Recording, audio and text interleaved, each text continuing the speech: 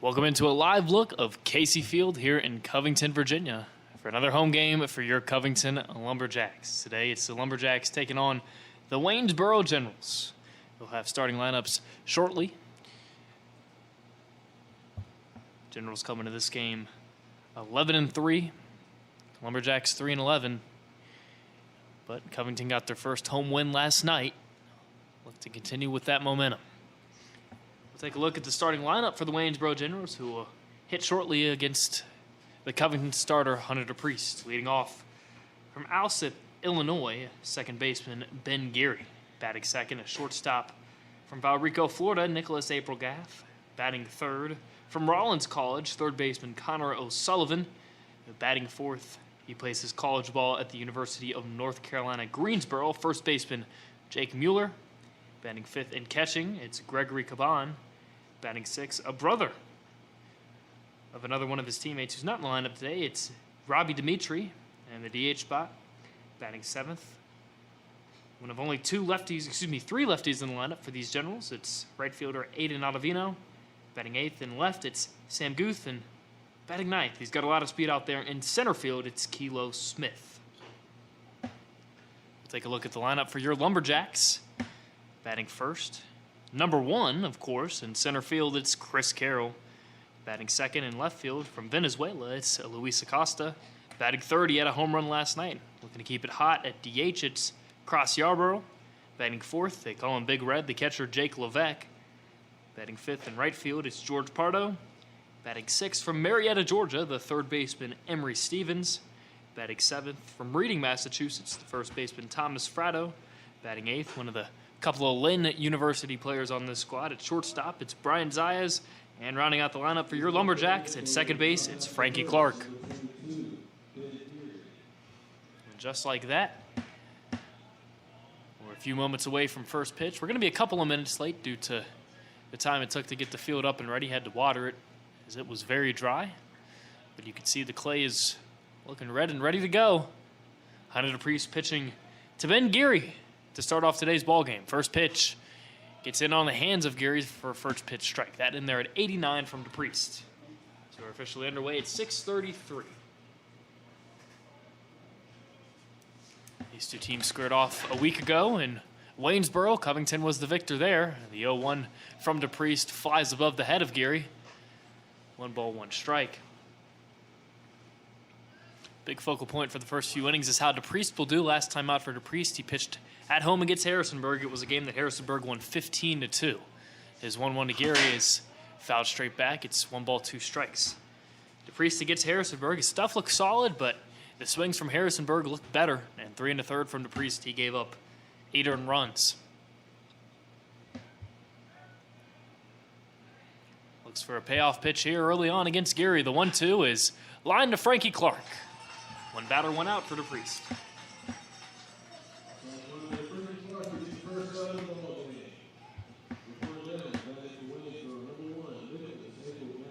Now to bring up Mr. Aprilgath. Aprilgath started his college career at VCU. He's now playing at Florida Southwest State College. Oh, to Aprilgath, misses away. DePriest is a sinker slider guy. They look for him to stay low in the zone and really get in on righties. Have that sinker kind of die into their hands and force an early swing. 1 ball, no strikes to Aprilgath as he pops one straight up, giving chase into center field as Frankie Clark. He'll make a tough play. You got to play extra deep out there in center field just due to the gaps. If you were playing in, a ball hit into the gap would always be dangerous. So you see Chris Carroll almost putting himself up against the wall. He really had no chance on that one. It was Frankie Clark with the second out of the inning attributed to himself. DePriest will now get Connor O'Sullivan, his 0-0. Misses the outside edge. You can see that sinker kind of tailing away from O'Sullivan. And I mentioned that DePriest had the stuff in his last start. Gave up 2 home runs in that ball game, but one was a lefty-righty matchup that took a big swing and a sinker away and somehow managed to push it all the way out to center field. That sinker misses away. It's 2 balls, no strike. Sullivan, one of the many Generals who have been red hot through their first 14 games as a team, the best hitting team in the league. The 2-0, low and in.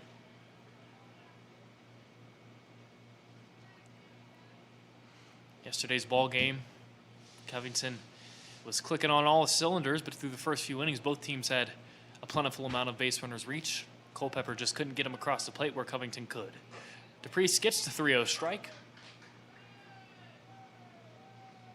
Sullivan, not really familiar with strikeouts, and 32 ABs. He's only struck out 4 times. This guy that puts the ball in play. 3-1 from DePriest is lifted shallow left field. Emery Stevens, Bryant Zayas giving chase. Stevens is there. A couple of impressive plays by infielders on the outfield grass. And a 1-2-3 inning for Hunter DePriest. We head to the bottom of the first inning. It's 0-0 here at Casey Field.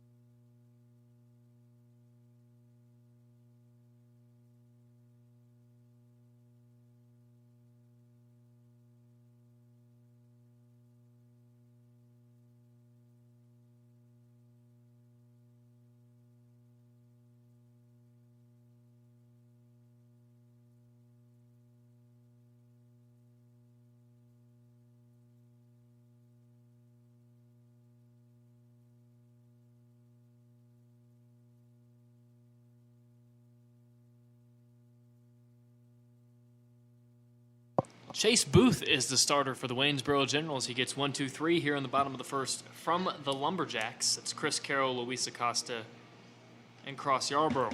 Booth hails from Covington, Ohio, but he plays his college ball at Roanoke. So familiar somewhat with the area, as Roanoke's about 40 minutes away from here. On the season, limited action for Booth. He has made 4 appearances, but only 5 innings. The most interesting part of that stat, one hit in 5 innings of work from Chase Booth.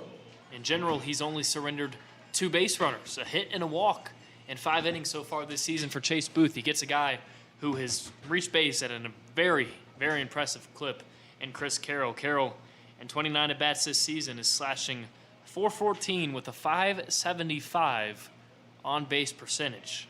Last night, he was 2 for 3 with a run, an RBI, a walk, and 4 stolen bases. If he gets on, he's always a threat to steal. Booth's first pitch is a slider away. Carroll on the season has 17 stolen bases. He's only been caught 1 time. Booth looking to keep him off base here. His 1-0, way inside. 2 balls, no strikes.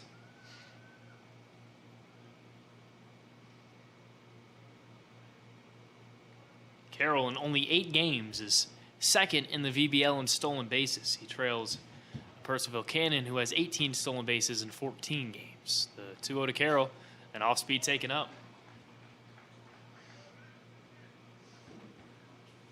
3-0 the count to Carroll, who leads off the Covington team, who's still trying to develop an offensive identity, but as of late, they've looked a lot stronger. 3-0 to Carroll. Taken upstairs for a strike. 3 balls, 1 strike now from Booth. As a team, Covington's reaching base at a .359%. That's a decent number, but it's 11th in the league. If they could reach base at a slightly higher clip, they'd be incredibly dangerous as they're second in all the league in stolen bases. The 3-1 from Booth is up and in, and Chris Carroll has a leadoff walk.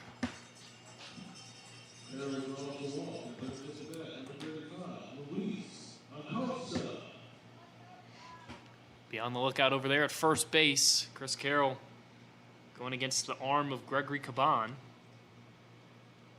I mean, you don't even really need to assume. You kind of just know what's going to happen. Caban on the season has 8 assists from behind the plate. 5 runners caught stealing. Here goes Carroll taking off. Caban's throw down is not in time.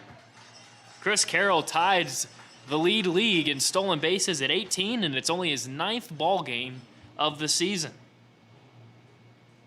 I wouldn't be surprised if he tries to swipe third. What makes him so dangerous isn't just the speed. That was a pure speed steal. Didn't really try to time up Booth, just took off.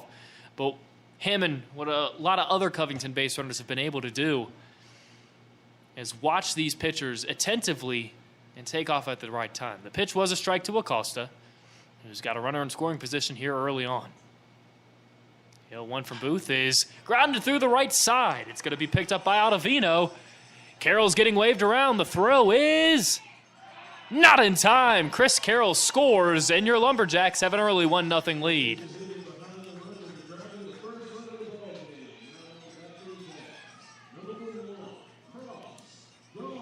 Luis Acosta does a job right there. The right side of the infield was wide open as the second baseman, Ben Geary, was staying close to the bag to try to hold on Chris Carroll. Acosta just does his job with soft contact through the right side. An RBI single for Acosta, who had been scuffling. He was 2 for his last 16. He picks up the pace there and puts the Lumberjacks on the board. Now across Yarborough in the batter's box, he takes a high fastball. I wouldn't consider it an early explosion yesterday from the Jacks, but 2 runs after Culpepper had 1 in the top of the first kind of cemented that they were going to be good on the bases and in the batter's box today. Booth's 1-0 to Yarborough. Misses low in the dirt. Good block there by Caban to keep Acosta put. Funnily enough, a Waynesboro team who statistically is easily the best in the league and, of course, record-wise is the best in the league as well, has struggled against this Covington team. Overall, they're 1-2, but both of those games close in the run margin. Covington actually having the most decisive win, 8-2 at Waynesboro the last time they played. Acosta takes off here. It's a high pitch to Caban, and it's a high throw down as well. 2 stolen bases here in the first inning as Luis Acosta adds his 6th of the season. 3 balls, no strikes, not a Yarborough, and an open base at first. You wonder if Yarborough will think about anything here. Last night he had a solo shot. Today he hits with a runner in scoring position in the first inning, just like he did yesterday. When in the first inning, he had a 2 RBI single. Booth trying to find the strike zone. His 3-0 pitch is grounded to the shortstop, Aprilgrath. He gets it on a hop. His throw to first is in plenty of time, so Yarborough 3-0 swinging maybe gets Booth an out.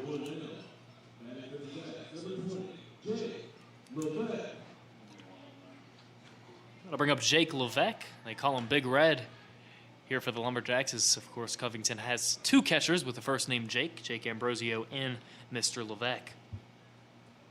Levesque trying to pick up for Yarborough, who just grounded it into a 3-0 out, something that's often 99% of the time wanting to be avoided by coaches. As first pitch from Booth is in there for a strike. Second time, he did find the strike zone against Acosta. First time he's gone first pitch off speed for a strike. 0-1 to Levesque.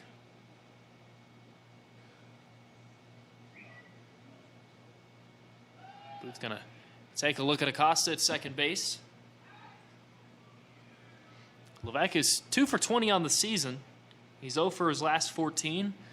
But he had told me that this isn't an unfamiliar territory for him. His freshman year of college summer baseball, he started off really, really bad and ended up finishing that season hitting .270. Now 1 misses low and away. 1 ball, 1 strike to Levesque. Levesque on the season only batting at a 100 batting average, but he has managed to reach base pretty impressively for that clip. He's walked 7 times, and he's been hit by 2 pitches as well. It's with a runner in scoring position, Luis Acosta at second base, in an inning where the Lumberjacks have already put up 1 run. And Juan Levesque is lifted high in the sky to right field. Looks like Ben Geary's going to take that one. He catches it in the shallow right field grass for out number 2.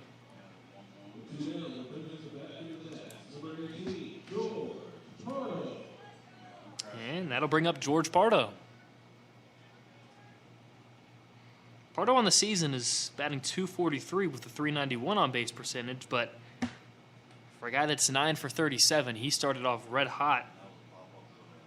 7 for his first 15. Since then, he's 2 for 22. Hits with Luis Acosta at second base, looking to make it 2-0 for the Lumberjacks. Kind of a check swing there on the first pitch. It's going to be caught by the first baseman, Jake Mueller, and that'll do it for the first inning. The runner at second base, the Lumberjacks couldn't score Acosta, but it doesn't matter as Acosta managed to score Chris Carroll. It's 1-0 Covington. We head to the top of the second here at Casey Field.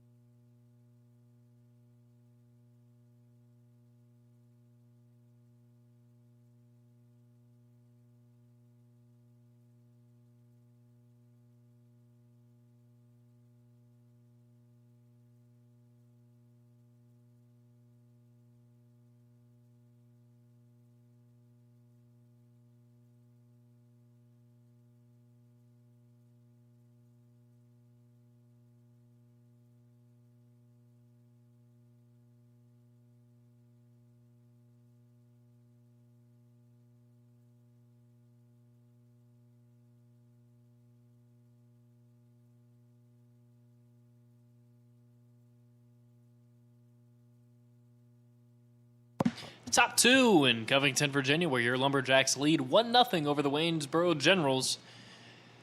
This is a Waynesboro team where, realistically, you want to make it more than 1-0. A good start to this ball game, but now Hunter DePriest has the task of continuing to keep this Waynesboro lineup silent. They went 1-2-3 in the top of the first. It's Jake Mueller to lead off the Generals here in the top of the second. DePriest first pitch to Mueller, up and in. It's often taught that you don't want to throw a first pitch ball to anybody, but not a bad first pitch miss as it backs Mueller off the plate a bit. That sinker going to ride inside against righties. DePriest 1-0. Slider taken low, but you can see the reaction there from Mueller backing out of the box when he saw the release point of that pitch. So 2 balls to the big first baseman, but both of them have kind of crafted a reason to be scared of the inside edge, and it gives DePriest the ability to go to the outside edge where Mueller's not going to see it as well. 2 balls, 1 strike now. DePriest hitting around 91 with that sinker. His 2-1 goes back to it, but he misses up.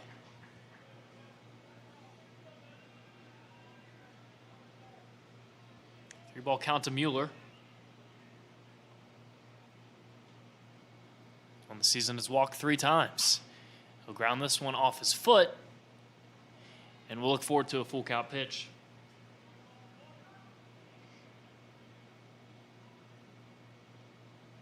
Mueller, one of the many bats in this Waynesboro lineup that you could realistically all over statistically.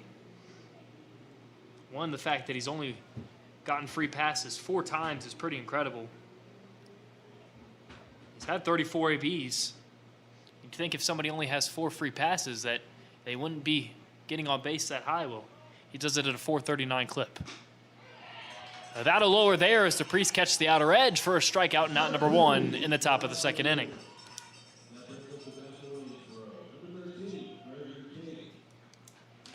Great job from DePriest, tunneling very well there. Going inside, then a slider that continued to back Mueller off the plate, and that really opened up the outer edge.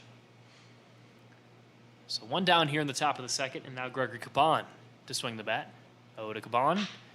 He'll do just that, swings and grounds 1 to Frankie Clark, who's up with it, and throw in time to Thomas Frado. 2 quick outs here in the top of the 2nd.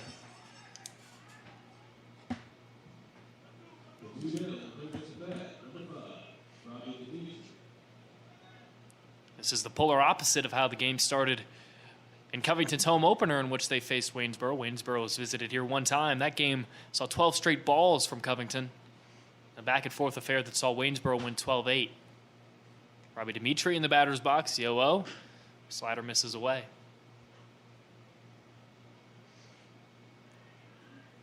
DePriest's stats are not necessarily what you'd want to see out of a guy, especially that you have starting, as is 1-0 to Dimitri.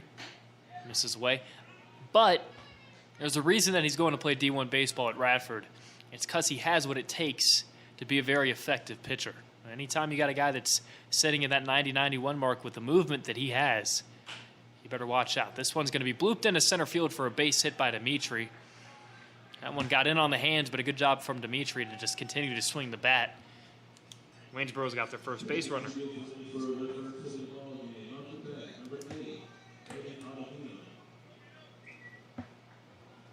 Fortunately for DePriest, in the stat department, it gets a little bit easier. Dimitri is one of the first 6 batters who hits above a 315 clip, and then it gets to Aiden Ottavino, who's hitting at 250 on the season. DePriest's first pitch to Ottavino is in there for a strike. Obviously, you don't want to lean too heavy on the stats, but giving up a 2-out hit to the 6th guy when the 7, 8, 9 aren't hitting that strong is better than giving a 2-out hit to the leadoff man with a very strong 2, 3, 4 after him. 0-1 Ottavino, taken up and in.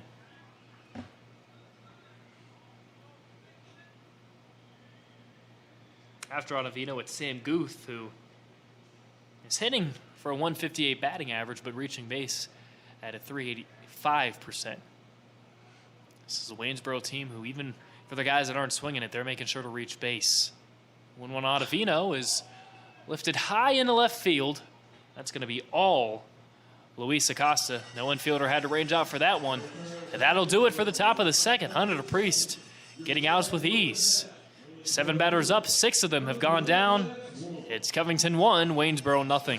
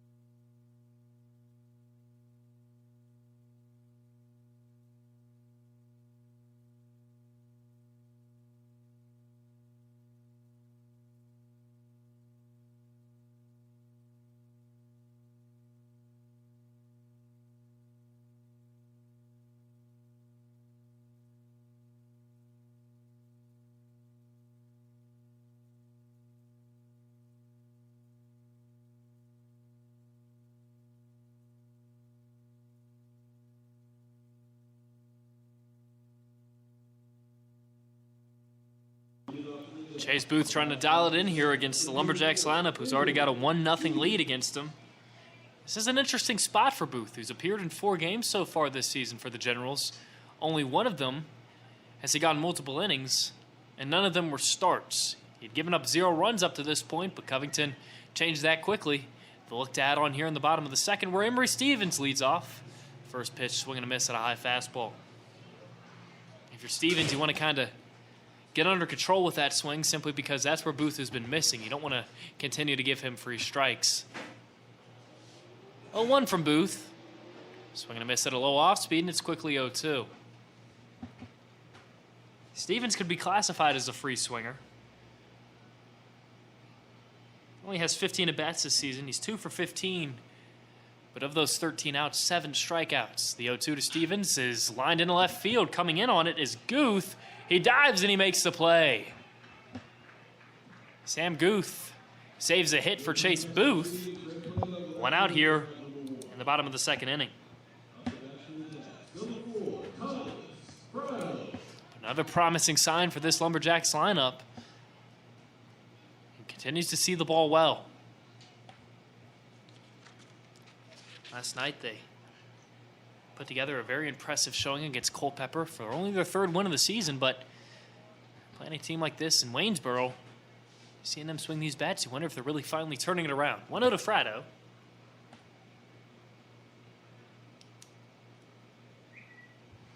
Booth gets the lefty here, his 1-0 pitch. Fratto fooled, manages to foul that off-speed off on ball 1 strike. And it was 8 runs for the Lumberjacks. Pitching-wise, Lucas Rodriguez went 5 innings, only giving up 1 run. Really a game of togetherness for this Covington team. Chase Booth trying to allow his generals to do that. He's got to stay steady on the mound as his off-speed misses low. 2 balls, 1 strike to Fratto. Fratto went 0 for 2 with a walk and a strikeout yesterday. That one misses upstairs, and he's got another opportunity to walk. That's really what he's known so far this season. He's 1 for 15, but he's produced 6 walks and 2 hit by pitches. And, of course, his 1 swing, a home run. That one catches the low and away edge from Booth. It's a full count. Booth, not necessarily a strikeout guy. Coming into this game in 5 innings, he had only struck out 4 batters. His full count pitch here to Fratto is fouled back into the netting. We'll do the 3-2 again. It's important to note that, of course, things change. In those 5 innings, Booth had only walked 1 batter. He ended that trend by walking a batter in the first for the Lumberjacks. Fratto looking to walk here. The full count pitch. Foul towards the Covington dugout. We'll do the 3-2 again.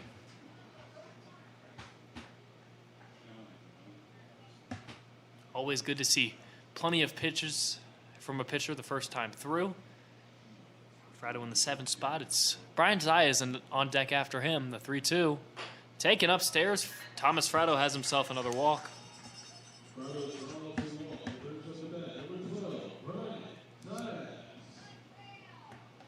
We got Brian Zayas, otherwise known as Z, from his Lumberjack teammates. He plays at Lynn University. It's also the home of Lumberjack DeAndre Jones and the home of Lumberjack Jacob Smith. Brian shares a lot in common with DeAndre, as both him and DeAndre were drafted by the Red Sox out of high school. O to Z is swung on a miss, an off-speed that had him out in front. Bryant was 2 for 3 against Waynesboro the last time these two teams played. One of those hits was a bunt single. Bryant possesses plenty of speed and some sneaky pop as well. Booth 0-1. Another off-speed that gets a swing from Zayas. It'll also get a base for Fratto, a wild pitch that got away from Caban.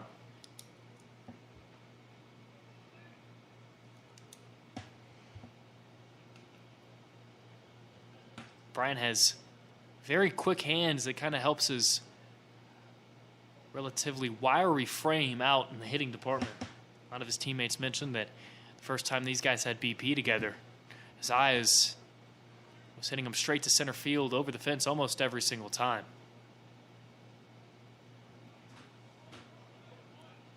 Seems that the umpire has the count wrong as the scoreboard reads 1-1. I wonder if that's because the home plate ump threw up a 1-1 count.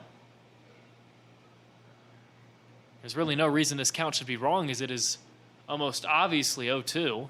Zayas has swung and missed on the first 2 pitches. And I'm even more curious because now the home plate umpire is going to ask the Covington dugout something, but I can't imagine why he'd be asking them when he has 2 other umpires on the field. Conversation being had, and the count's 1-1, and that's just not right at all. You know, obviously we're all Covington fans here, but there's never a reason that a count like this should be called 1-1. Zayas has swung and missed on both pitches. You can see Bryant's got a little smirk because obviously he's not going to go. There's an old commercial that a lot of kids make fun of to where it's about sportsmanship, and a kid touches the ball out of bounds in basketball, and he goes and he tells his coach in the huddle, "Coach, I touched it."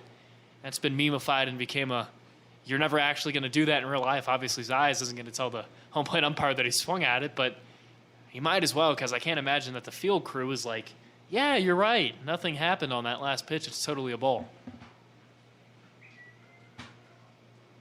So, looks like we're finally going to have the count corrected to 0-2. There we go. The thing that I don't understand about this is that the home plate umpire went to the Covington dugout to defer whether or not the count was 1-1 or 0-2. Obviously, Covington's not just going to be like, yeah, you got it wrong. They're going to take the count advantage every time. Now Zayas has to fight with Frado at second, as we are now confirmed to have a no-ball, 2-strike count. Zayas just looking to put the ball in play, preferably on the ground with the speed that he has, the 0-2, and it's just a foul and off-speed back. Bryant, coming into this season with Covington swinging with his feet very tight together, he had changed that swing to have that front foot a little bit more extended. He's getting comfortable with it. Coach Randy Tolentino, had recommended it to him, and he's been getting acclimated. Booth looking for a strikeout here is 0-2. Tapped in front of the plate. Caban's going to have a very difficult time making that play, and there's Brian Zayas showing off the wheels. Thomas Frado gets to third, and it's 1st and 3rd with 1 out for Frankie Clark.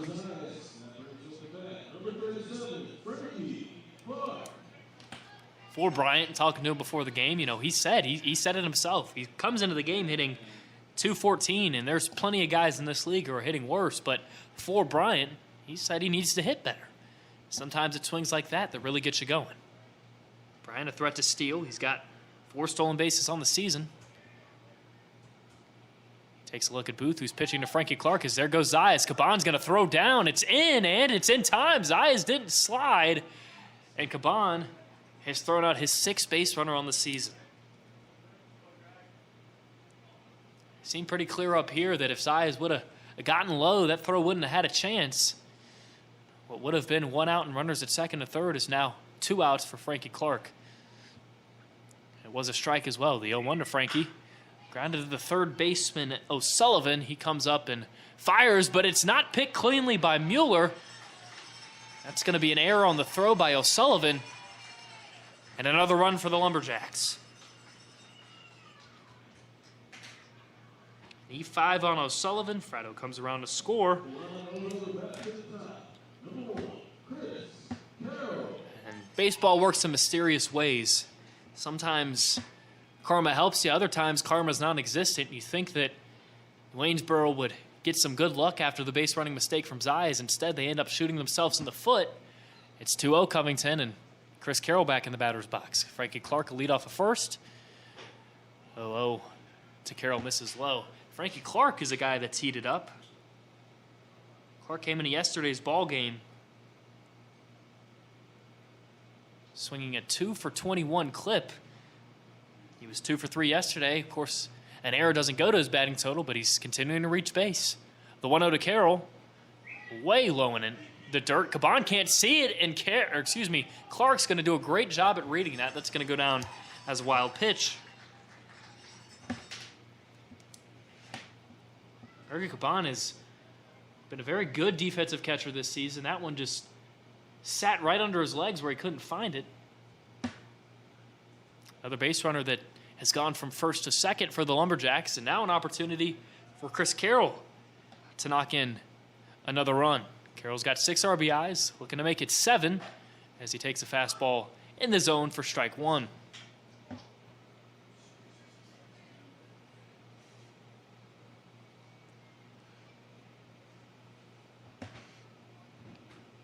call Mr. Carroll Breezy based off the wrapper. 2 balls, 1 strike to Carroll. Takes one up and in.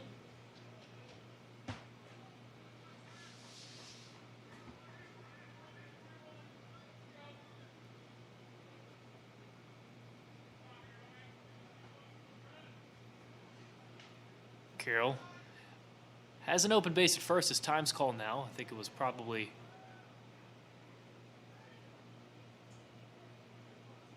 going to say it's a clock violation on Chris Carroll. So what would have been an advantage count to Chris turns into a full count. There's still an open base at first. You wonder if you're Booth, you try to avoid the larger parts of the strike zone just because of how well Chris Carroll's been swinging it.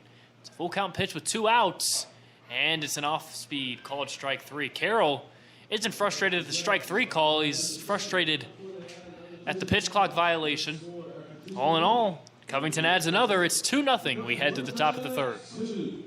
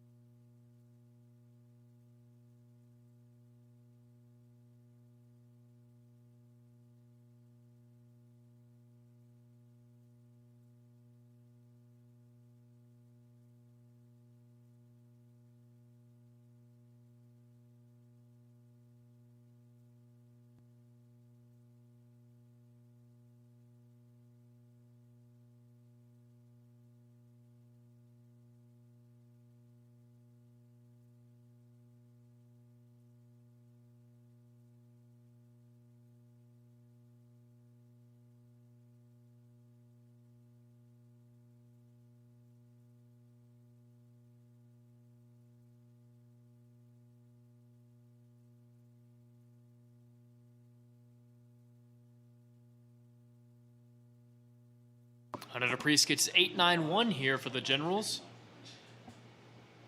It's Sam Guth to lead off for Waynesboro. Mentioned last inning that Guth was only batting 158 on the season, but a 385 on-base percentage. DePriest has got to make sure to stay near the zone. Does just that on the first pitch as it's fouled back into the netting. The ball's 1 strike. Guth is overall 6 for 38 on the season, but he's managed 13 walks. Has struck out 11 times, so if you throw strikes, good things happen. Off-speed misses upstairs, 1-1. One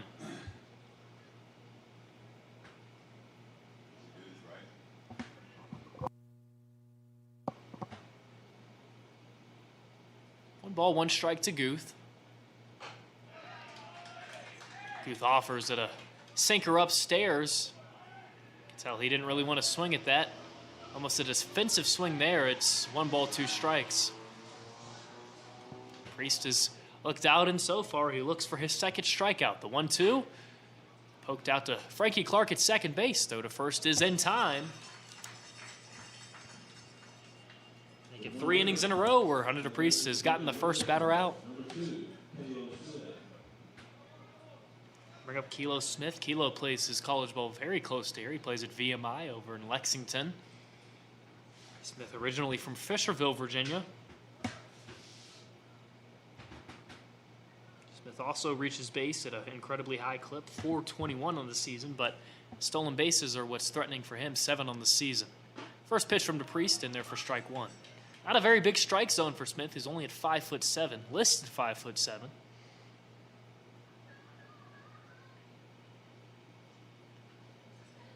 DePriest ahead with his 0-1. That one misses upstairs. A lot of the misses have looked the same for DePriest, but it's good misses strategically. Not saying that DePriest is meaning to do it, but you see how up and tight Smith is to the plate. It's not easy to stay up there when you got 90 coming in at your head. 2 balls, 1 strike as that sinker misses upstairs.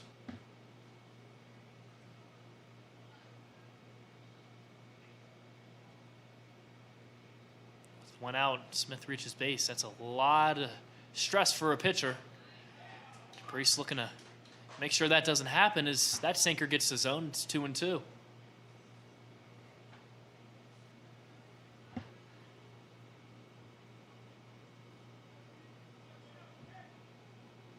Balls, 2 strikes to the speedy Kilo Smith. DePriest looking for the K. He misses upstairs. Smith hasn't let off a swing this at bat.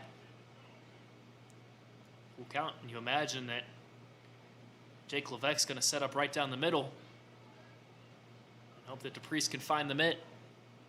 The 3-2 is right in there. Smith strikes out in a full count where he didn't swing the bat.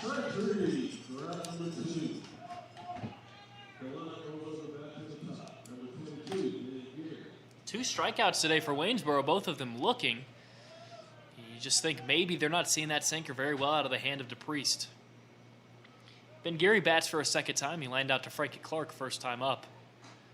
Takes the first pitch off speed for strike 1, and Geary doesn't like it. I don't know if I really liked it much either. It seemed that Levesque had caught that with a backhand. If you ever see a catcher have to reach like that, it's often called a ball. A 1 to Geary is way away. Maybe DePriest hoping that there was more expansion. If there was expansion there, I don't think this game would be getting played anymore. Someone probably would have been tossed. It's 1-1 to Geary. Gets an off-speed in the zone this time. It's straight up on the infield. Thomas Fratto will make the play. Hunter DePriest, his second 1-2-3 inning of the day. We head to the bottom of the third. It's Covington 2, Waynesboro nothing.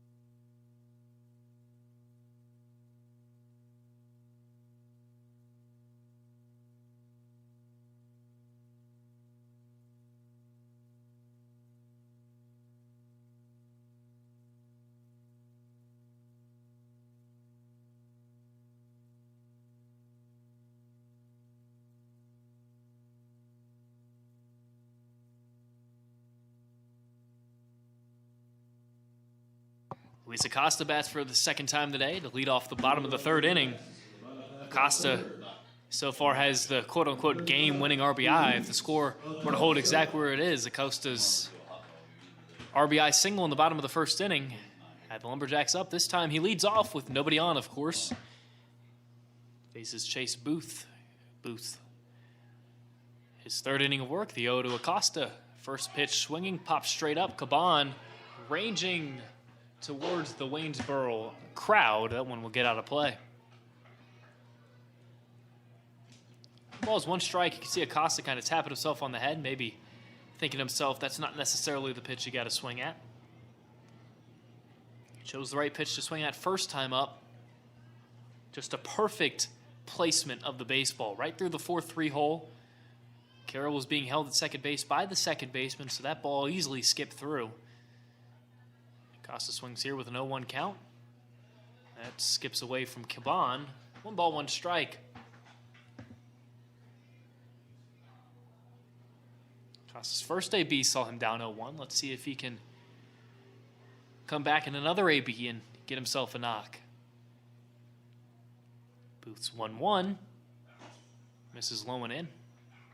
Push Acosta back up off the plate a little bit. 2-1 now. Acosta plays his college ball at Arizona Western, but is Venezuelan. 2-1 pitch here from Booth is a slider right in there. You see Acosta saw that one a little bit late, as by the time he geared up to swing, it was already in the catcher's mitt. 2 off speeds for a strike in this count for Booth. Does he go back to it here? His 2-2 delivery. A swing and a miss. Drop third strike that will force Caban to chase Acosta down with the throw, but out number 1 here in the inning.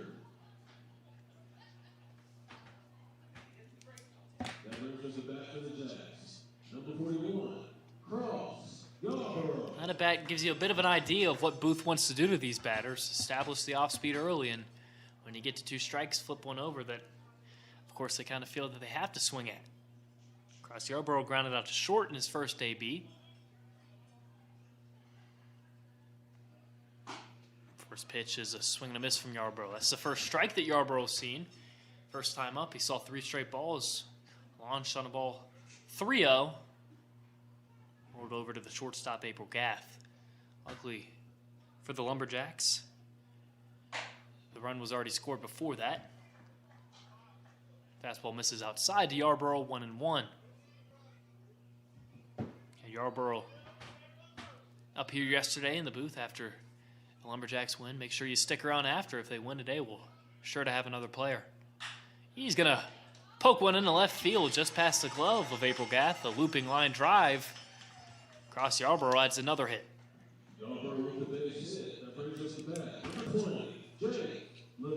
When you're good, you're good. When you're lucky, you're lucky. Cross, of course, had a home run yesterday, but he also had a 2 RBI single that was just lofted in the perfect place in left center. Right there, a soft hit line drive that was just out of reach of April Gath, and it's another base runner for the Lumberjacks. 6 in total today for Covington. 7 people have made outs. Booth's going to check on Yarborough. Interestingly enough, Cross, of course, a catcher and a DH. Today he's DHing. But don't let that catcher position fool you. He's got 3 stolen bases on the season, including 1 yesterday. Really an all-around performance from him. Threw out 3 batters and had 3 RBIs. Booth going to check on Yarborough again. And I wonder if that was a point of emphasis from the Waynesboro dugout. If a guy gets on base, you can't just go to the plate. You got to make sure that they know you're looking at him. So far, 2 stolen bases for the Lumberjacks. Busso to Levesque. An off-speed in for a strike.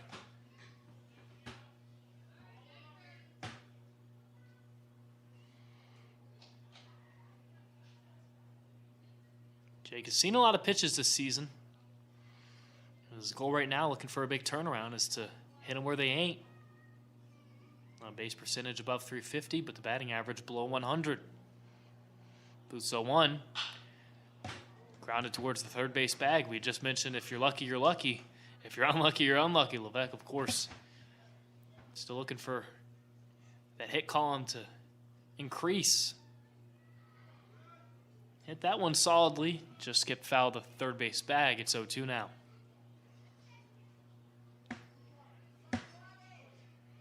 George Pardo on deck. He's had plenty of powerful swings so far this season. You'd love to see him hit with 2 runners on. Yarborough looking in at Booth, the pitcher. He's at first base. Booth 0-2 in on the hands of Levesque. 1 ball, 2 strikes.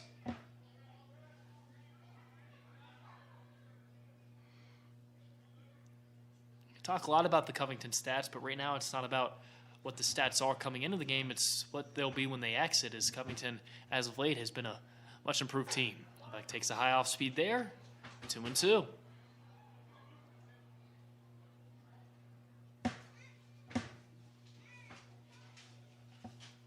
Say that a streak of well-played games for Covington started on the 12th. We're at Waynesboro. The Lumberjacks beat Waynesboro 8-2.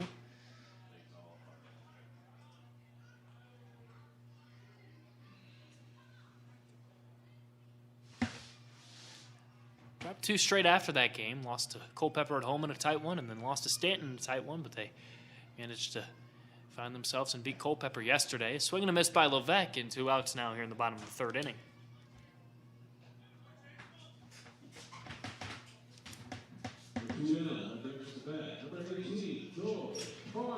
Third strikeout on the season for Levesque, and that'll bring up George Pardo. Or excuse me, 3rd strikeout on the game for Chase Booth. 8th strikeout for Levesque. Pardo flew to the first baseman, his first time up. Kind of an excuse-me swing that got too much air. This time Pardo not first pitch swinging. He takes an off-speed for strike 1.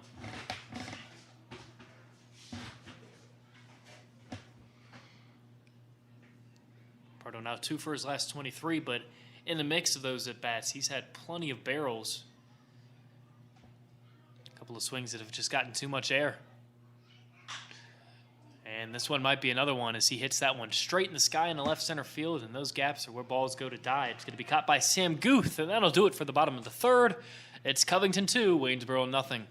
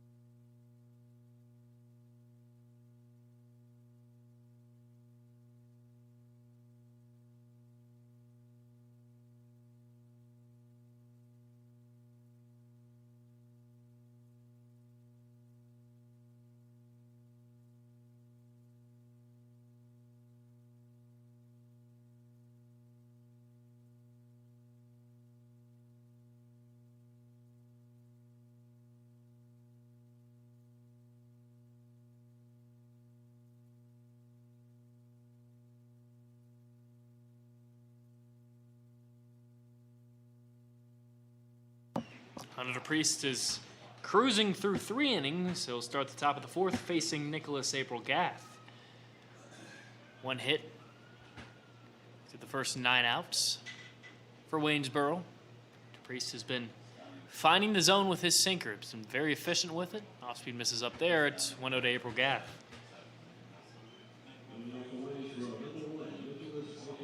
April Gath comes into this ball game with an 1100 OPS. 1-0 from the Priest is hit on the hands to the shortstop. Zayas gets a good hop. The throw is up to Fratto, and commotion almost instantly as April Gath seemed to right into the glove of Fratto. The base runner, April Gath, looked himself like he may have avoided it. He did a spin around Fratto and then slid into the bag. Also, Fratto might have stepped on the base as well. All in all, there's just no real reason that April Gath should be safe, rather than the fact that, I mean, of course, obviously, Fratto could have missed a tag, but I can't imagine that there was an angle there to where first base umpire truly saw Fratto miss it. It seemed like he was all over April Gath.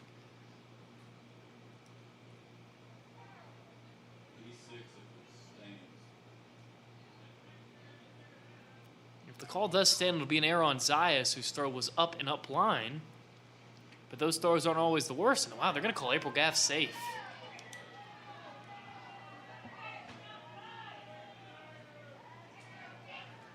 It's not uncommon to hear the Covington dugout up in arms. They got some rather aggressive players in there, which is like, you want to see that. You want to see a fiery team. But this Covington crowd, they haven't gotten rowdy a whole lot. That's a reason to get rowdy, as April Gath is gifted first base on an E6 from Zayas, although it really seemed that Fratto had the tag. Now DePriest pitching with a runner on for only the second time today.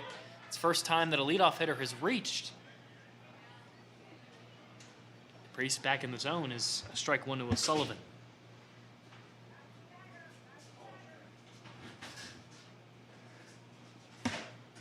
Sullivan, his first time up, he flew out to the third baseman Emery Stevens. He swings and misses. It snowballs 2 strikes to O'Sullivan. O'Sullivan on the season has struck out 4 times. Again, it's another of how has he only struck out 4 times? I mean, he's had 32 at-bats, and he's only struck out 4 times. So I'd say it's rather an accomplishment for DePriest if he gets the K here. He's got the chance to in an 0-2 count. April Gath with a short lead off of first. The pitch, swing and a miss into the glove of Jake Levesque. And out number 1 here in the top of the 4th inning.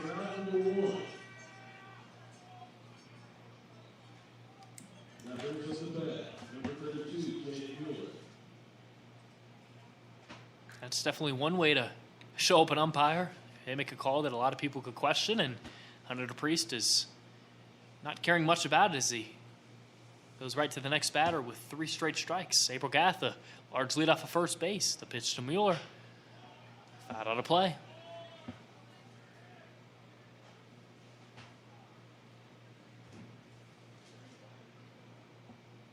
Jake Mueller, first time up, struck out as well. Did it off speed in the zone for a backwards K. April Gath keeps extending that lead at first. DePriest goes to the plate. It's grounded to the third baseman. Stevens throw to second in time. Clark's throw to first is way in time as well. That's one way to erase an interesting call. That one was turned in plenty of time. Hunter DePriest is cruising through 4. We head to the bottom of the 4th. It's Covington 2, Waynesboro nothing.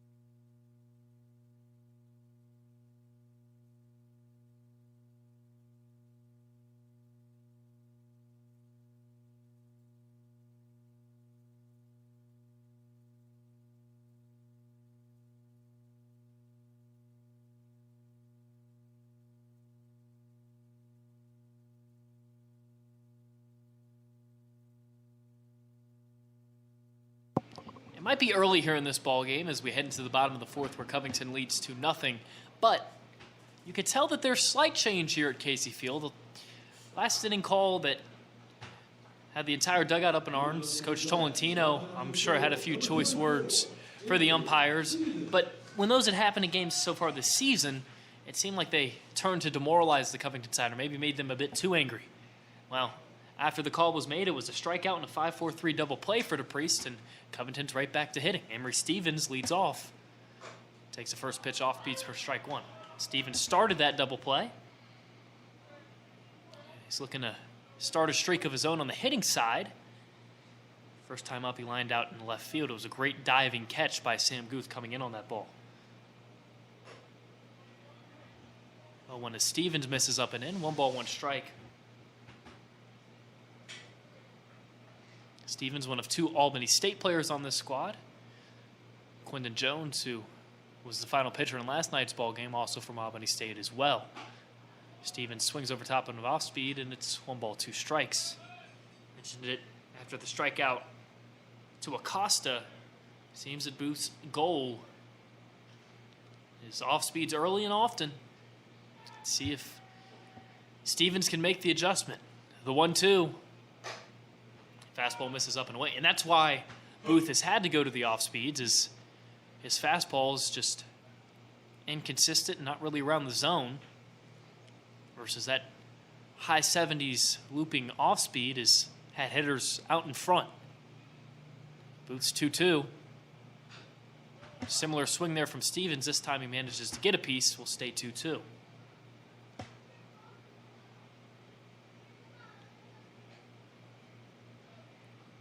Emery hasn't played since the away game against Stanton. In that game, he was 0 for 4.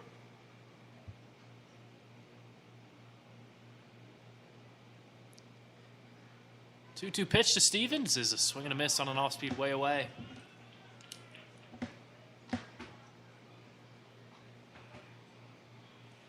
It's a couple of different ways to get settled in as a pitcher, but Booth has found one of them. Instead of relying on all of his pitches, he's just choosing one, which is that off-speed. And right now, not many of the Lumberjacks hitters really have a good read on it. I'm going to bring up Thomas Fratto.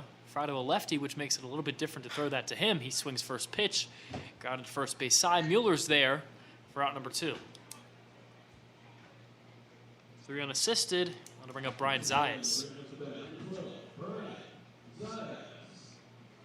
Seems that Z has just had a string of bad luck through his last couple of games. Last time that he started was away against Waynesboro. He was 2 for 3 in that game, but he had been thrown out on the base pass 3 times, 2 of which seemed to be sends from the coaching staff. Got caught stealing his first time up. Really all he had to do was slide, and then he has an error in this ball game as well. Looks at an off-speed over his head. But if you could expect anything from somebody who's scuffling,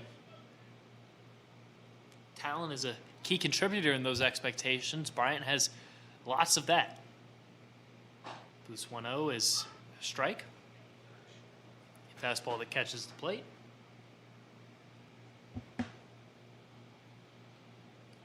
Bryant's a very fun guy as well, which keeps his spirits high as another fastball's in there.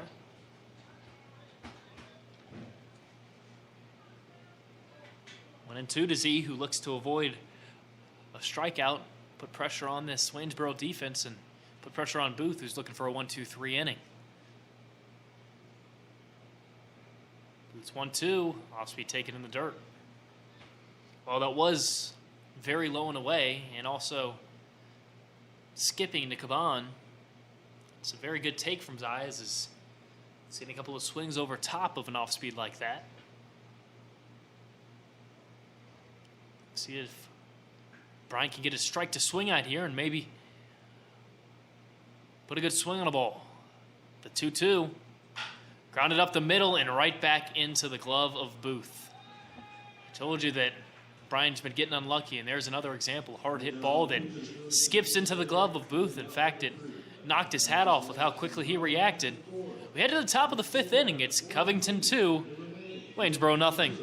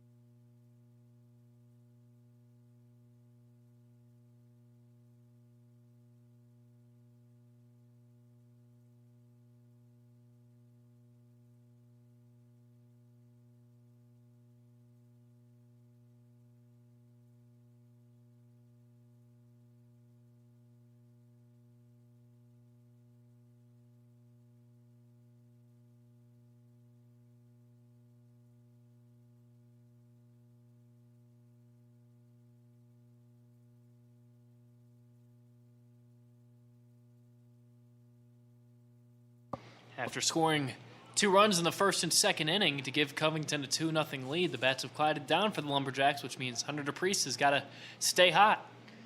He's only given up 1 hit, surrendered 2 total base runners, 1 on an error last inning, and ended up turning into another 1-2-3 inning for DePriest after an inning-ending double play. 9th double play that Waynesboro has grounded into this season. Gregory Caban will lead off with the bases cleared. First pitch to Gregory, misses low and in, 1 balls, no strike.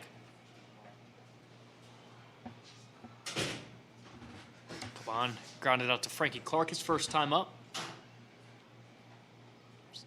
DePriest 1-0 is a high chopper to his eyes. He has to go way back on it. He'll throw off his back foot. The throw is in time. What a play from Brian Zayas. He made that throw off his back foot on the lip of the outfield grass.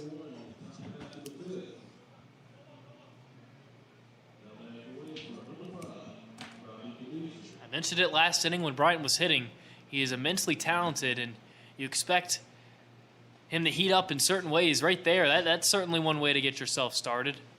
1 out here in the top of the 5th inning, and Dimitri lifts 1 into right field, giving chase is the right fielder Pardo. He sprints nearly into the exit over there, and a quick out number 2 for DePriest.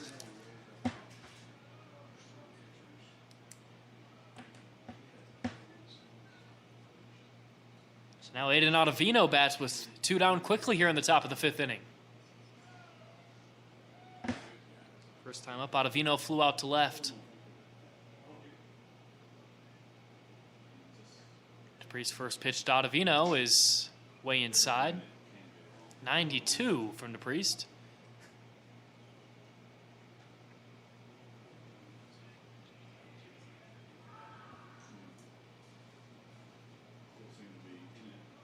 One-0, swing and a miss. 1 ball, 1 strike.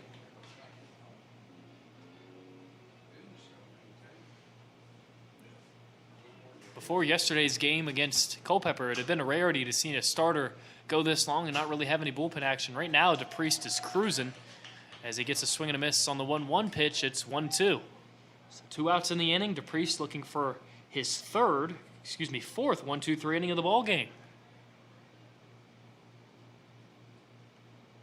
Can he do it on strikes to Ottavino? The 1-2, taken upstairs. 93 from DePriest. He really overcooked that one.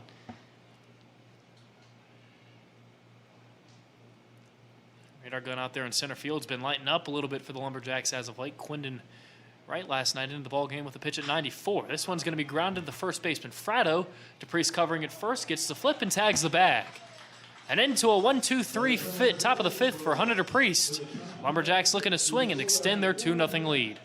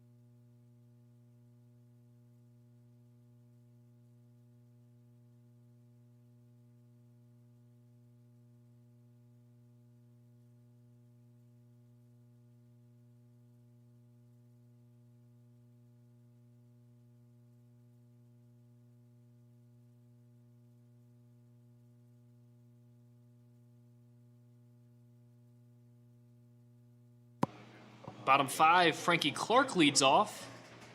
Frankie is an ideal, quote-unquote, second leadoff guy. He's batting in the 9 spot tonight.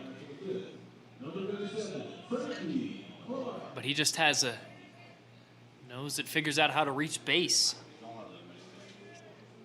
Came into yesterday's ball game with only 2 hits, but he was in the lineup because he knew how to reach base. He got some hits in yesterday's game, and now all of a sudden you're thinking this guy's a threat to swing it and to fish out a walk. First pitch off speed, it's ball 1. This game's been around 70 degrees. Started off at around 79. 1-0 to Clark. Lined into right center field. Frankie Clark has found his swing. Leadoff single for Frankie, and that'll allow Chris Carroll to hit with a runner at first base. And I say runner at first base, but with this Covington team, it's often that singles turn into doubles with stolen bases. Clark yesterday had 3 of his own. As a team, Covington had 15. Second in the league in stolen bases, although if they keep it up by the end of the night, they might be first. Chris Carroll struck out in his last AB. It was a full count pitch, but the second strike of that AB came on a stalling violation. Carroll did not like that call one bit. Check on Clark at first. Today, Covington has 2 stolen bases. One guy caught stealing. That was Zayas. With the first and third play on, Zayas should have slid second. That's the only reason he got gunned down. Although, since that first inning, in which Covington had 2 stolen bases, Booth has made sure to check on the runners. So to Carroll is taken low.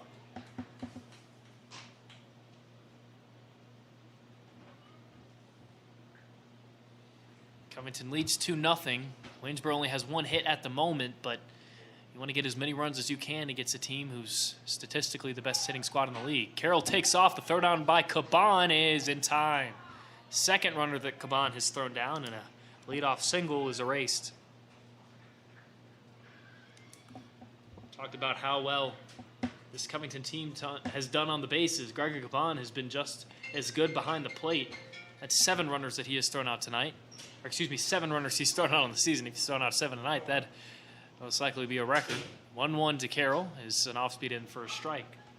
But coming into the season, Caban had allowed 6 stolen bases, 5 runners caught stealing. Now it's an even 7-7 for that mark. Chris Carroll looking to avoid his second strikeout of the game, the 1-2. He gets contact. It's just a mile high into right center field. Kilo Smith reading it all the way, coming way in from his center field spot, makes the play. That's out number 2 here in the bottom of the 5th.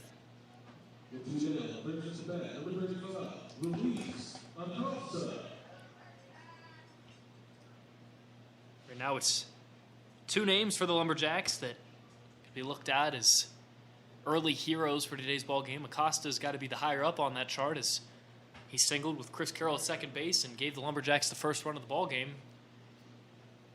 With Waynesboro only having 0 runs, that's right now the only run that Covington would need. To Acosta. Grounds one off the hands to the third baseman O'Sullivan. His throw is in time to Mueller. And another 1-2-3 inning for Booth. That'll do it. For the bottom of the 5th inning, we head to 6. It's 2-0 Covington.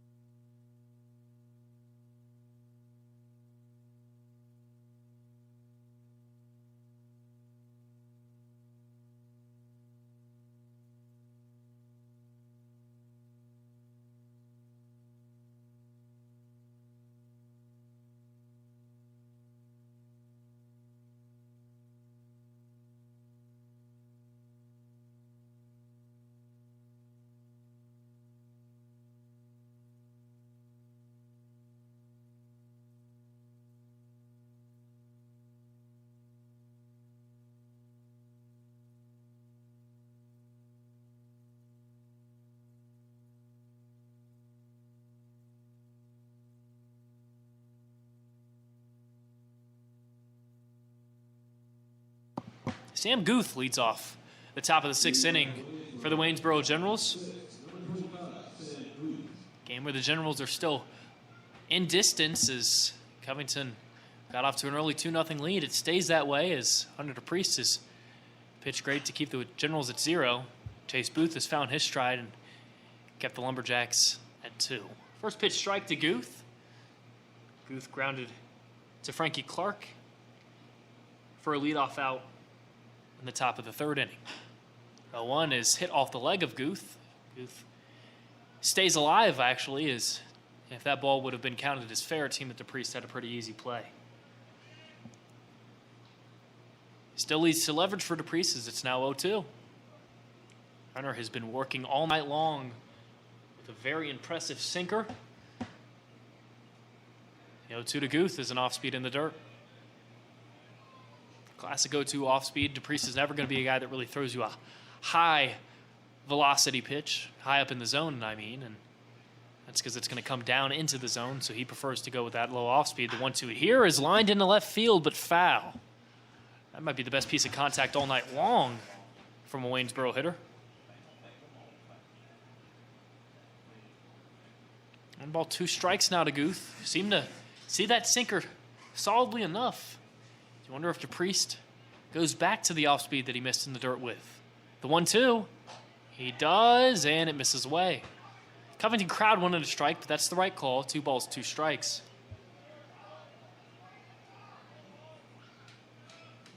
DePriest has been finding the strike zone all night long. His 2-2 here is a swing and a miss. Guth ended up in the other batter's box with his powerful swing. It is the 4th strikeout on the day for DePriest. And the 5th time a leadoff batter has gotten out. Kilo Smith bats with nobody on and 1 out here in the top of the 6th inning.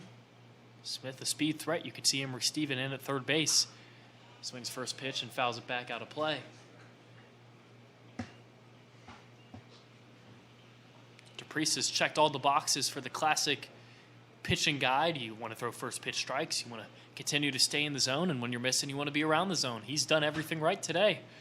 Looks to keep that momentum here. His 0-1 to Smith. Fouled into the coach's box on the 3rd base side. It's 0-2.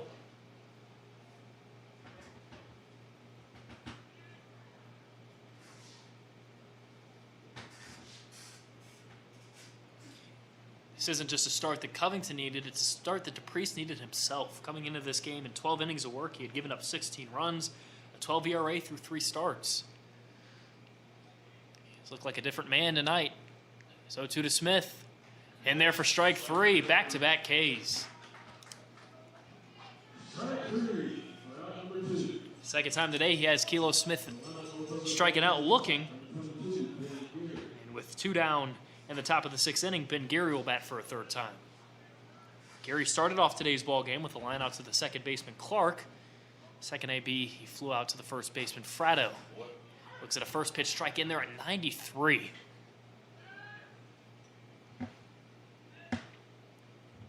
No balls, 1 strike to Geary, the 0-1. It's going to be fouled into the Covington bullpen.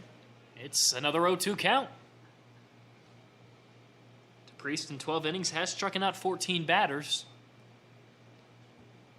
I look to add another here. Plenty of leverage. And the 0-2 count to Guth. He went to an off-speed in the dirt that Guth took. And the 0-2 to Smith, he got him looking on an off-speed. The 0-2 to Geary is strike 3.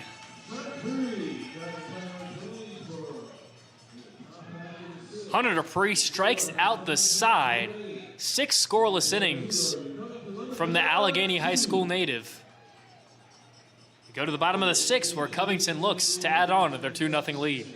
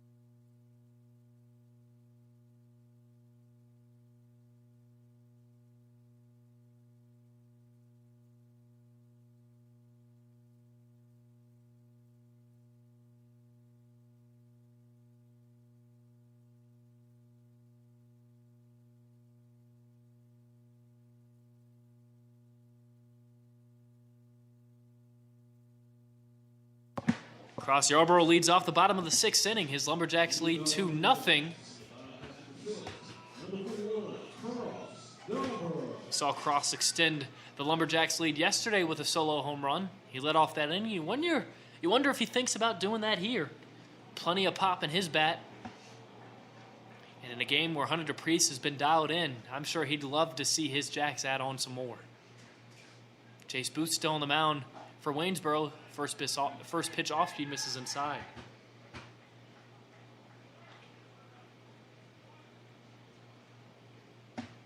Both pitchers have been very solid. 1-0 from Booth. It's flown way high into right field, giving Chase's Ottavino. He'll make the play right on the line for out number 1.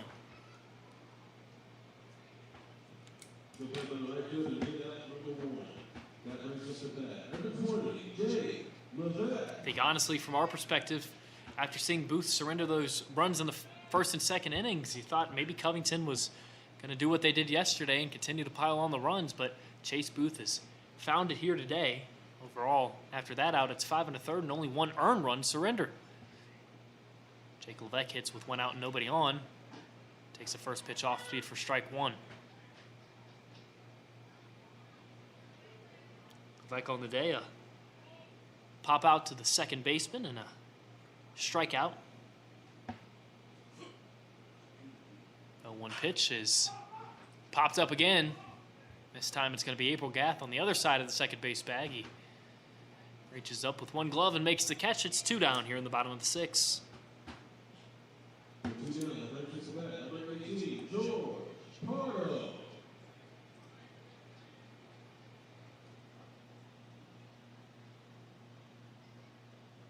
George Pardo going to scavenge for something here in this inning. 0 from Booth is an off-speed that skips in. 1 ball, no strikes.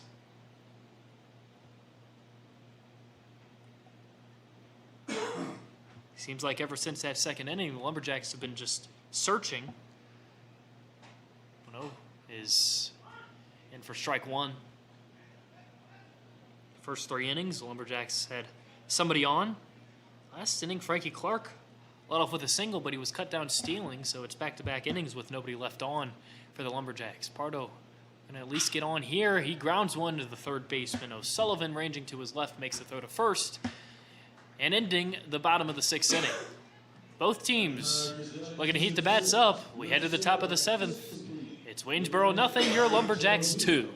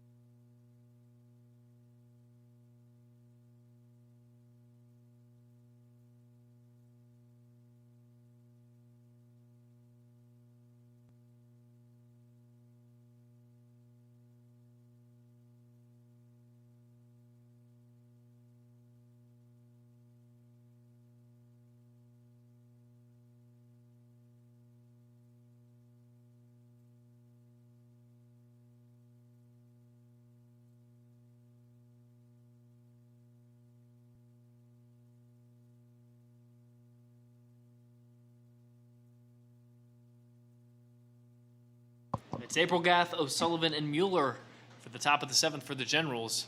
And this might be the most important inning of the ball game for Covington pitching. This is a Waynesboro team that has, of course, not been silenced all season long. And even in their bad hitting games, they've had guys in this part of the order doing damage. April Gath 2, O'Sullivan 3, Mueller 4.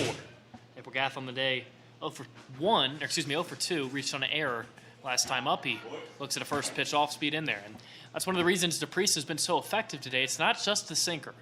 Off speed is finding the zone, and well, it's had the Waynesboro Generals confused. Another off speed for a strike, and it's another 0-2 count. DePriest struck out the side in the top of the 6th inning. Going to make it 4 straight Ks with an 0-2 pitch here to April Gath. April Gath up in the box now. You think he'd be looking to make contact, and well, he's not going to have anything to swing at there. DePriest overpitched that off speed. Just in the middle of the other batter's box. Still a 2-strike pitch here for DePriest. His 1-2. A swing and a miss. 4 straight strikeouts for Hunter DePriest. 7 on the day.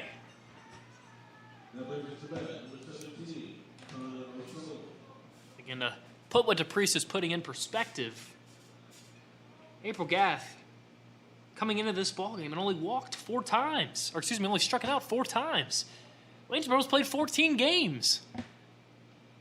Connor O'Sullivan coming in this game and only struck it out 4 times too. He takes the first pitch off speed away. Sullivan struck out in the top of the 4th inning.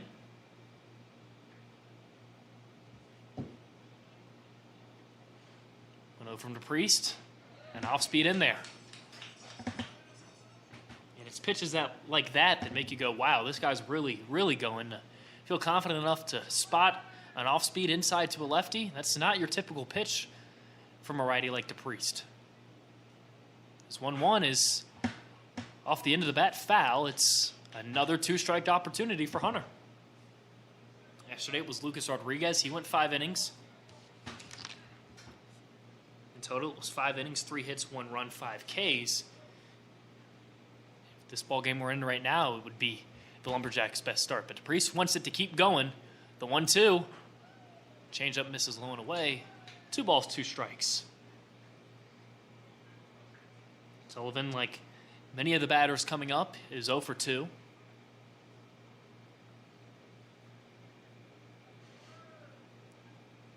Two-two pitch from DePriest up in the zone.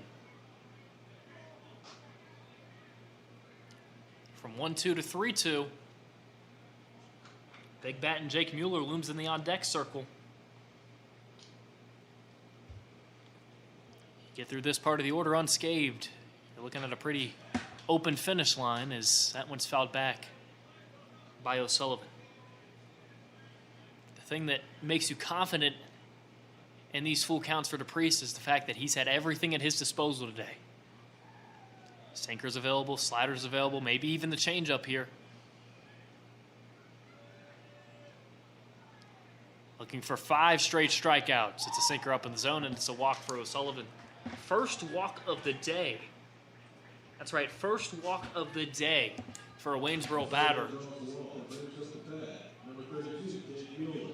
Another reason that DePriest has been so effective, he's thrown strikes. And that wasn't a walk that you could really say is DePriest's fault. It was well worked by O'Sullivan, a full count walk. And even then, it'll bring up Jake Mueller, who last time up grounded into a double play. Noah Mueller swinging a miss. It's in the dirt. Levesque is saying that Mueller tipped it. But to no avail, the umpires disagree, and it's strike 1, but a stolen base for O'Sullivan. He was going on the pitch.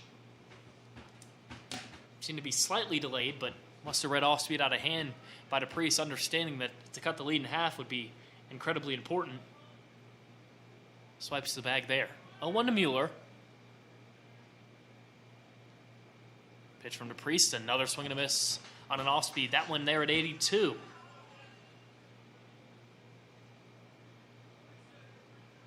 Sullivan reached on a walk. Before that, it was 4 straight strikeouts for DePriest. He's up to 7 on the day. Can he make it 8 here? The 0-2 count. Mueller looking to put this ball in play with O'Sullivan at second. He will put it in play. It's a mile high on the infield. Thomas Fratto catches it right next to the first base bag. It's out number 2 in the top of the 7th inning.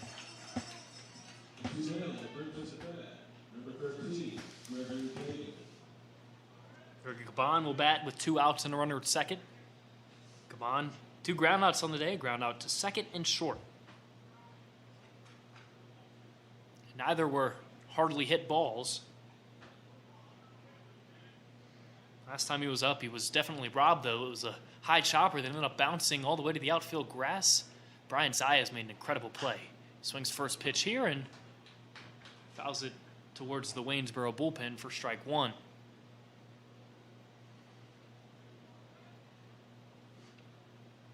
As a team defensively, Covington 21 errors, a .957 defensive percentage.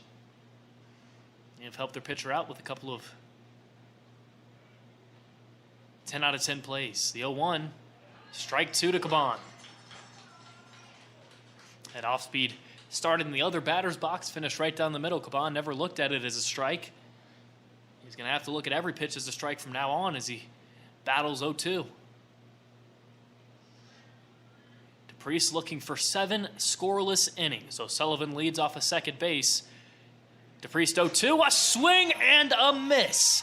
8 strikeouts and 7 innings of scoreless baseball from Clifton Falls' own Hunter DePriest. We head to the bottom of the 7th inning. It's Covington 2, Waynesboro nothing.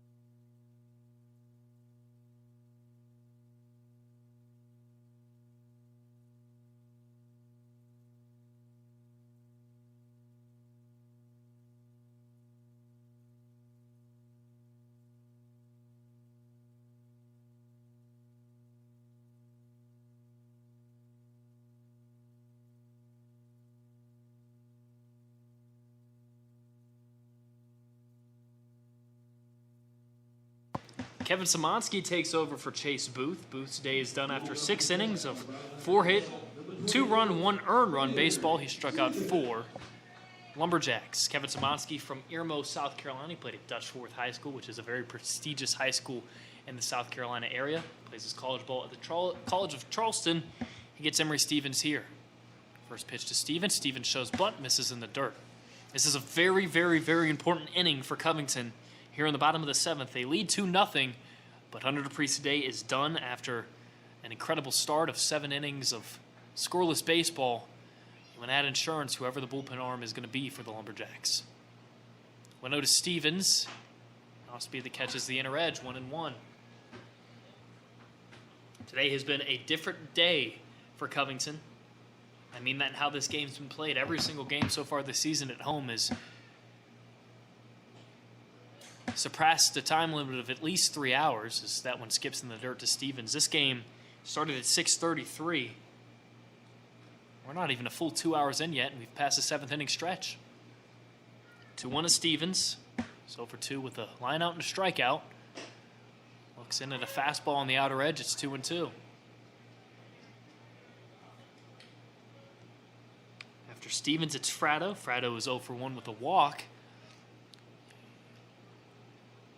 You just need base runners here if you're the Lumberjacks. Maybe one here as this one's chopped to Dimitri at third. The throw to first is in time. That one just didn't seem to have enough bounce to it. Dimitri was able to field it with ease. Out number 1 here in the bottom of the 7th, and it's now Thomas Fratto swinging. Fratto's a guy who can add a run with one swing. He's got a home run on the season. Love to see him do that here or reach base. Looks in at it off speed. It's strike 1. Fratto from Reading, Massachusetts, plays his college ball at Eckerd. One of the many players who play Florida college baseball in this ball game. The 0-1 to Fratto. He's way out in front of it. It's 0-2. As I mentioned, entering this inning, Hunter DePriest's day is done. It's not just Chase Booth who exits this ball game. With DePriest's day over, you want Covington to rally for a few more. Szymanski's 1-2 was low and away. Or excuse me, 0-2 was low and away. It's 1 ball, 2 strikes. Fratto has only struck out 7 times this season. He won't strike out there as another off-speed away. It's 2-2.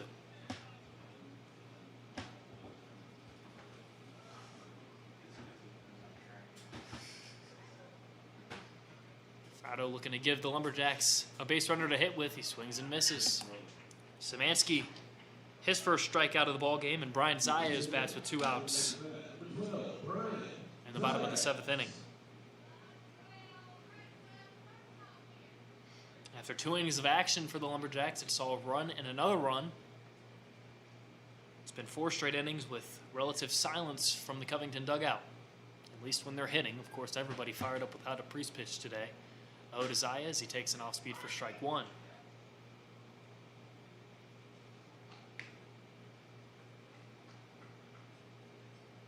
Zayas is 1 for 2 with an infield single. Takes an off-speed high there. That infield single wasn't a ball hit over probably 40 miles per hour. It was hit super soft enough to allow Zayas to reach safely. Looks at strike 2.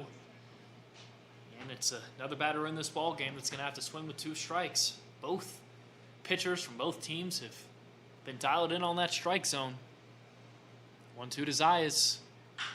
Lined into left center field. This will be extra bases for Brian Zayas. He can fly. He might be thinking about 3. The center fielder Smith is up with it in plenty of time.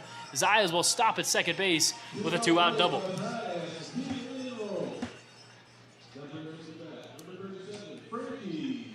I think the only reason that's a double for Zayas is because there's somebody faster than him out there in center field in Kilo Smith. Smith is pure speed. He's able to corral that ball in a hurry. But Frankie Clark now bats with Zayas at second base. Frankie is the only runner for the Lumberjacks to reach in both of his plate appearances. One was an error that he reached on. There was a single in the left field. A ball hit to the outfield will score Bryant.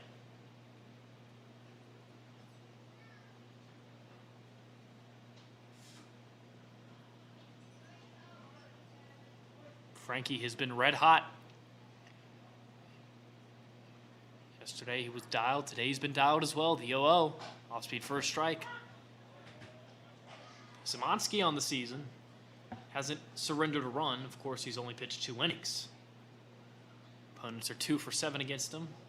He has not walked anybody. He has a strikeout. He surrenders his second double to Zayas. The 0-1 to Clark. Off-speed way away. 1-1. Szymanski's been close to the zone on most of his pitches, so I don't think Zayas will be too intrigued to try to steal that third base bag. Of course, the threat you present there if you take third base with 2 outs is that the pitcher has to stay close to the zone. You don't want a wild pitch. 1-1 to Clark is inside. It's 2-1. But it's important to note that after Clark, it's Chris Carroll, Chris Carroll, he knows how to hit the ball, knows how to get on base as well. It's kind of the classic. You want to get the 9 guy out because you don't want to face the leadoff hitter.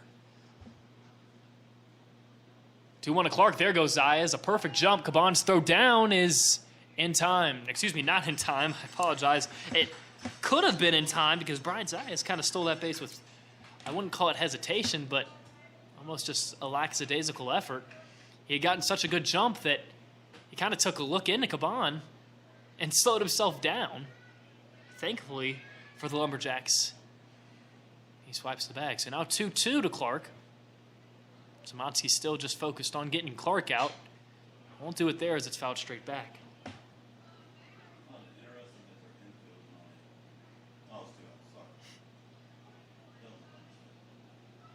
Two outs here, 2 strikes, 2 balls. Brian Zayas at third base and a 2-0 gate for the Lumberjacks. Bryant going to steal home, and he's going to get thrown out. Now, there is reason for conversation here. Zayas took off, and the pitcher on the mound, and Szymanski never stepped off.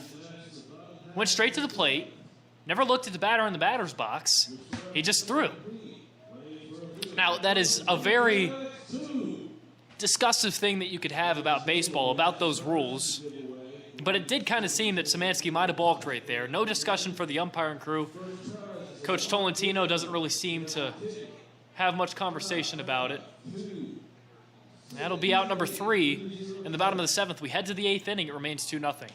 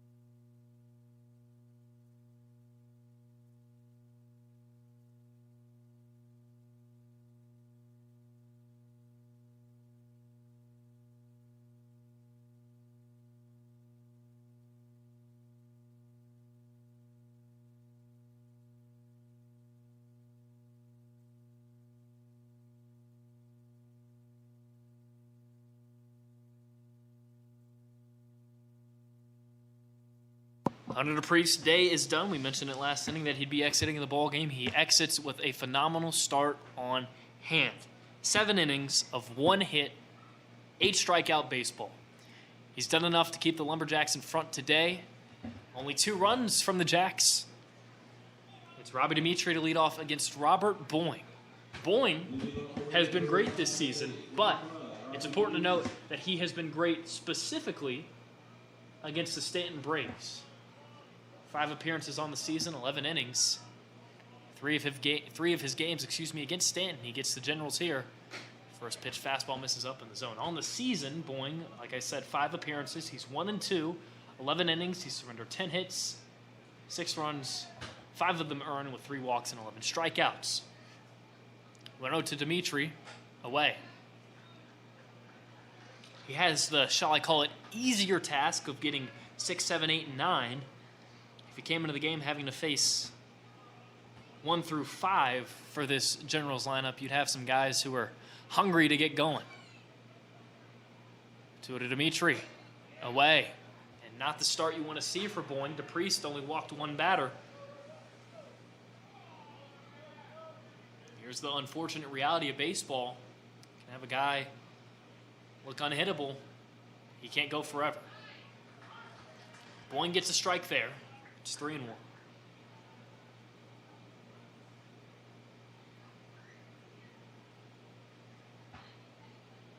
3-1 pitch from Boyne. Fastball catches the outer edge. No, it does not.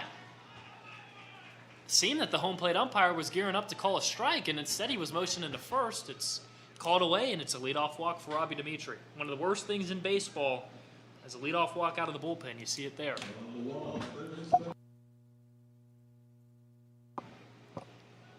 Dimitri is only the second leadoff man to reach base for Waynesboro, and the other leadoff man to reach was April Gath in the top of the fourth. He reached via an error. Zoe Ottavino was in there for a strike, a much-needed first-pitch strike to the 7-man. Ottavino 0 for 2 on the day. He's put both of his at-bats in play. A fly out and a ground out to Fratto at first. 0-1 Ottavino misses away. Mentioned Boeing pitching against Stanton. He threw 2 scoreless innings against Stanton on Wednesday. Covington team searching for wins, trying to get themselves going. They're going to have to use up their better arms in games like this. 1-1 Ottavino lifted into right field. Giving chase is Pardo, looking up in the gap, and oh my goodness gracious, it's a catch, and Robbie Dimitri thought that ball must have been hit 500 feet. It stays in the ballpark, and Robbie Dimitri's doubled up.